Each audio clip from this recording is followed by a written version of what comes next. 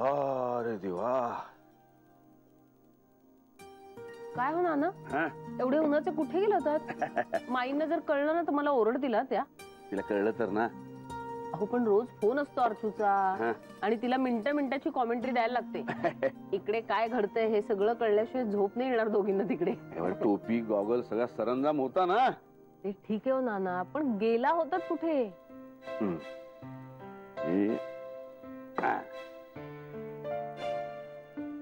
हे काय मुलांसाठी? अहो नाना पण आहे त्यांच्याकडे. ते माहितीये ग, पण हे खरी कमाईसाठी स्वतंत्र. अहो पण नाना, आलं लक्षात, रोज रोज खरी कमाई कशी देणार, हो ना? अरे काय आहे, आपल्याकडे आपण एखाद्याचं काम केलं तर त्याचा मोबदला असंच काही घेत नाही, प्रेमाने करतो ते काम. आणि ज्या माणसाचं काम आपण करतो तोही या ना त्या स्वरूपात कृतज्ञता व्यक्त करतो. पण तिकडे परदेशात असं नाही. तिकडे कामाकडे बघण्याचा, कुटुंबाकडे बघण्याचा, नात्यांकडे बघण्याचा दृष्टिकोन खूप वेगळा आहे. म्हणजे आपल्यासारखा भावनांचा गुंता नाही, शुद्ध व्यवहार नाही, कधी कधी उपयोगाचाही असतो. काय आहे, आजच्या जगात आपल्या मुलांना या मिश्र संस्कृतीत वाढायचं असेल तर best of both the world हाच उपाय आहे, नाही का? खरं हो नाना. आता एवढा उन्हातून आलो मी, काही थंडगार सरबत बिरबत पाडणार आहेस का? अय्या सॉरी, मी तुम्हाला सरबत नाही विचारलं आणि प्रश्नांची सरबत्ती करत राहिले. वा, सेन्स ऑफ ह्युमर वाढत चाललाय तुझा. माई नाहीये म्हणून. काय नाना, तुम्हाला ना कोणाची तरी फिरकी घेतल्याशिवाय चैनच पडत नाही. काय करू, माई नाहीये ना. अय्या थांब जरा, सांगतेच माईंना सगळे. अच्छा, म्हणजे सांगतेस तू नाव अर्चनाचं? काय हो नाना, सरबत आणते.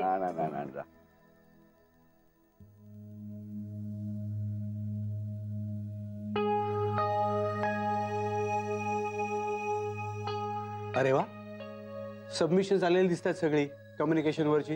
हो बसा. हो, सगळ्यांना उत्सुकता लागली आहे, मुलांनी काय म्हटलंय ते जाणून घ्यायची. पण मला कळलं नाही सर, आपण त्यांना या विषयावर बोलायला सांगायच्या ऐवजी लिहायला का सांगितलं? त्याचं काय मॅडम, मुद्देसूदपणे लिहिणं हा देखील एक प्रकारचा एक्सरसाइज आहे. म्हणजे बघा, विचारात क्लॅरिटी येण्यासाठी, सुसूत्रता येण्यासाठी आणि विषयाचा आवाका कळण्यासाठी मनातले विचार लिहिता येणं जास्त महत्वाचं आहे. हो सर, बरोबर आहे तुमचं म्हणणं.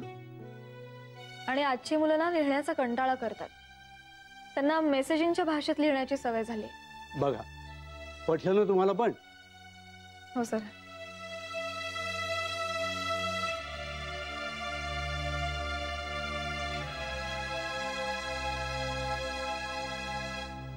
काय झालं अंजली, काय झालं? काही नाही ग, परवा कोर्टाची तारीख आहे, त्याच विचारत होते. मी आदित्यला सांगू का तुझ्या बरोबर यायची गरज असेल तर?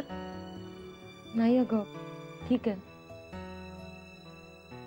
अनिलचा एक मित्र आहे, तो बघतो सगळं, त्याची खूपच मदत होते मला. म्हणजे त्याची आणि अनिलची मैत्री फार काही जुनी नाहीये, पण त्याची आमच्याशी ओळख झाली आणि अनिल आणि तो अगदी जीवाभावाचे होऊन गेले. तो असतो त्यामुळे तिथली काहीच काळजी नाहीये मला. पण मेघना, ही सगळी प्रोसेसच खूप पेनफुल आहे ग. ती निग्रह केला तरी पेटच्या आगे मागे सगळं आठवत राहतं. अनिल गेला तो दिवस, आणि